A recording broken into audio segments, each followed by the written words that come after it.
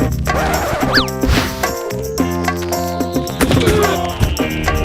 no!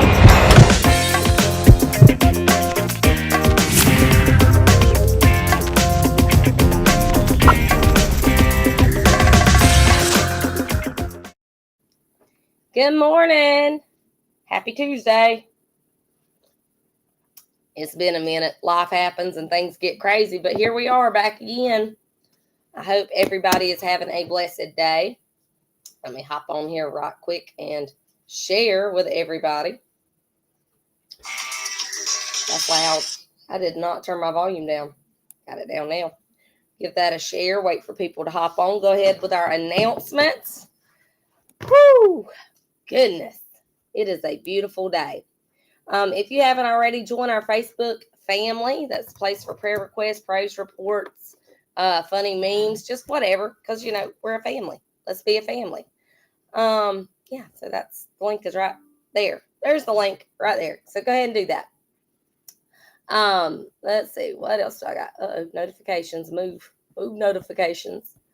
If you haven't already, like, share, subscribe, follow, ring the bell. Whatever platform you're on that implies that you're subscribed and following, like and share. Doesn't take long. Anybody can be an evangelist. Just do that. Okay? Simple keyboard evangelism. Other announcements include, if you like what we're doing, and I know y'all heard us talk about the new building and things like that, there's the link for our GoFundMe. I'm not going to leave it up very long because that's not what I'm here for.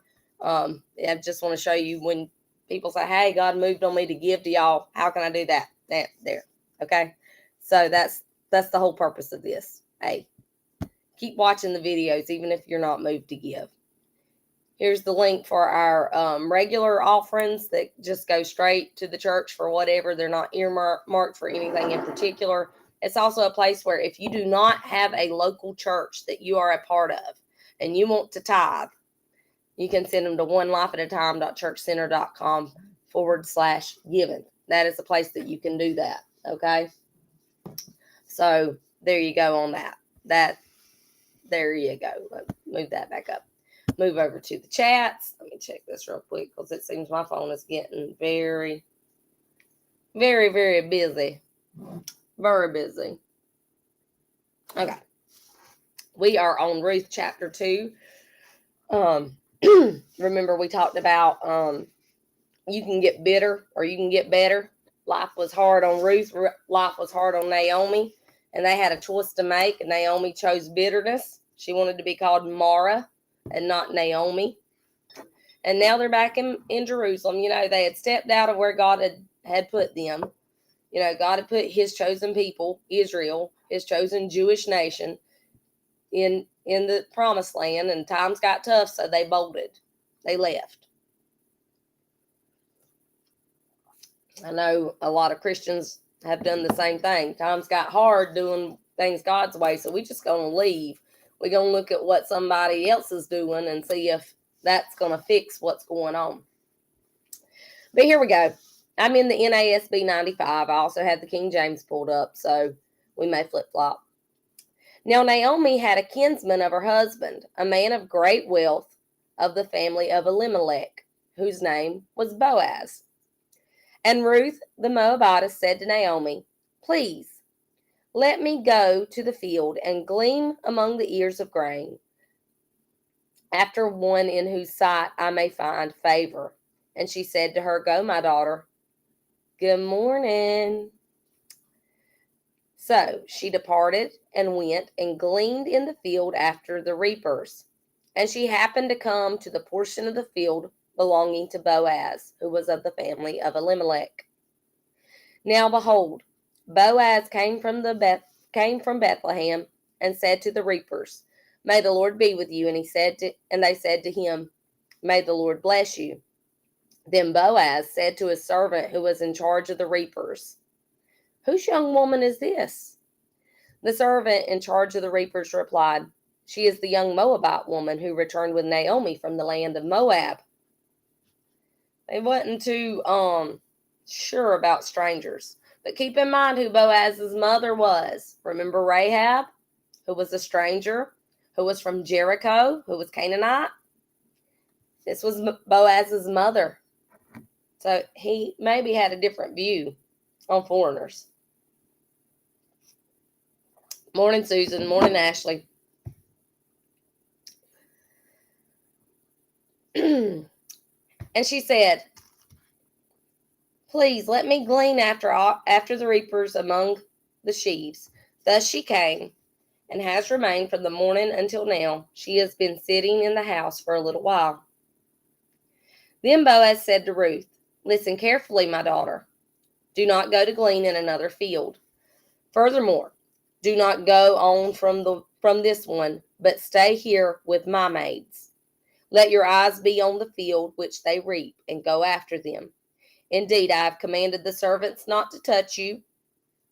When you are thirsty, go to the water jars, and drink from what the servants draw. Then she fell on her face, bowing to the ground, and said to him, why have I found favor in your sight, that you should take notice of me, since I'm a foreigner? Boaz replied to her, all that you have done for your mother-in-law after the death of your husband has been fully reported to me, and how you left your father and your mother in the land of your birth and came to a people that you did not previously know. May the Lord reward your work, and your wages be full from the Lord, the God of Israel, under whose wings you have come to seek refuge. Then she said, I have found favor in your sight, my Lord, for you have comforted me, and indeed have spoken kindly to your maidservant, though I am not like one of your maidservants. At mealtime, Boaz said to her, come here, that you may eat of the bread and dip your piece of bread in the vinegar.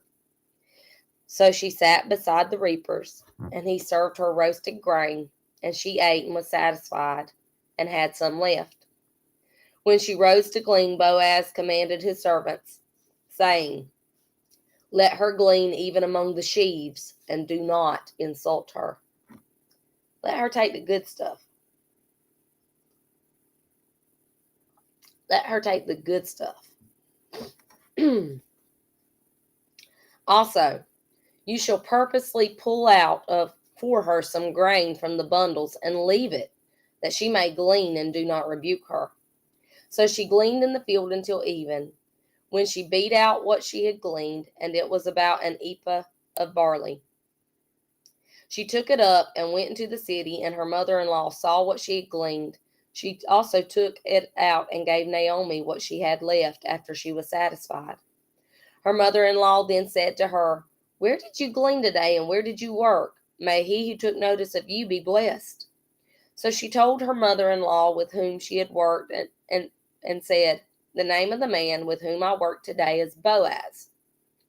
Naomi said to her daughter-in-law, may he be blessed of the Lord, who has not withdrawn his kindness to the living and to the dead.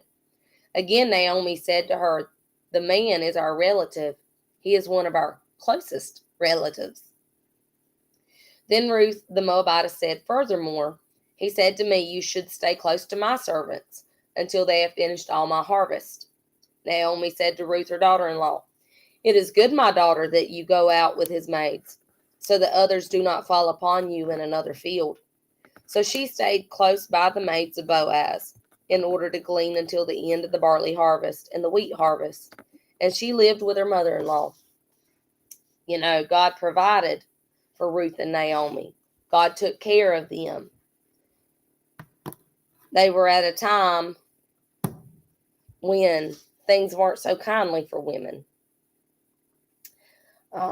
Being worried that things would fall upon her, yeah. Because the only reprimand was that if a man was to take advantage, he would have to marry her, as long as Naomi allowed it. That was the only reprimand. That's not good. That's not good. That's not how God created male and female. God's morality has not changed. But this ceremonial and culturally affected things has. And we need to understand that. Thank God. I love reading Ruth.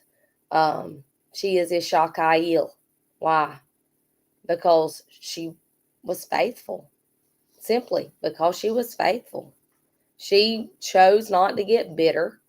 She chose to carry on. She chose to do what was right. She was obedient. She was full of faith. And she was every bit Boaz's equal, because the Bible calls him Ishkael, or a man of valor. And the Bible names her as Ishakael. In fact, Boaz is the one who recognizes that he has found his equal, his counterpart. It's a beautiful love story. It doesn't take very long. I hope y'all are enjoying it. Guys, I love you. God loves you. There ain't a thing you can do about it. I'll see y'all tomorrow.